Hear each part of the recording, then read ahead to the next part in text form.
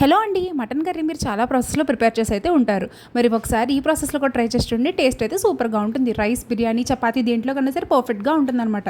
మరి ప్రాసెస్ ఎలా ప్రిపేర్ చేసుకోవాలి చూసేద్దామా? దీనికోసం అని చెప్పేసి ఆయిల్ వేసుకోవాలి. ఆయిల్ వేగిన తర్వాత దాంట్లో మనము ఉల్లిపాయలు వేసుకుని వేపేసుకోవాలి. కొంచెం పసుపు కూడా వేసుకుని ఆనియన్స్ని వేపుకోవాలి.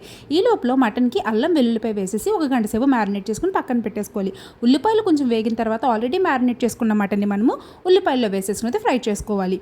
ఈ లోపల మనం ఏం చేసుకోవాలంటే లవంగాలు, దాల్చిన చెక్క, ధనియాలు, యాలుక్కాయ పౌడర్ని అయితే చేసుకుని పెట్టుకోవాలండి. మసాలా పొడి అనమాట. ఆ మసాలా పొడి వల్ల మనకి మంచి ఫ్లేవర్ వస్తుంది కర్రీకి.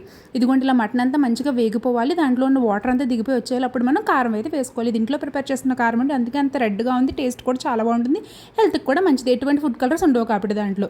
అండ్ కారం కూడా వేసేసుకుని మొత్తం అన్నీ కలిసేటట్టుగా మళ్ళీ ఒకసారి మనం ఫ్రై చేసుకుని అయితే పెట్టేసుకోవాలి. ఇప్పుడు ఆయిల్ అంతా బయటికి తేరిన తర్వాత మనం వాటర్ అయితే వేసుకుని మనం కుక్కర్లో అయితే విజిల్స్కి పెట్టుకోవాలి. కుక్కర్లో విజిల్స్ ఎలాగంటే మటన్ లేతగా ఉంటే విజిల్స్ తక్కువ పెట్టుకోండి. మటన్ కనుక ముదురుగా ఉంటే కొంచెం ఒక 2-3 విజిల్స్ ఎక్కువ వేయించుకోండి, బాగుంటుంది.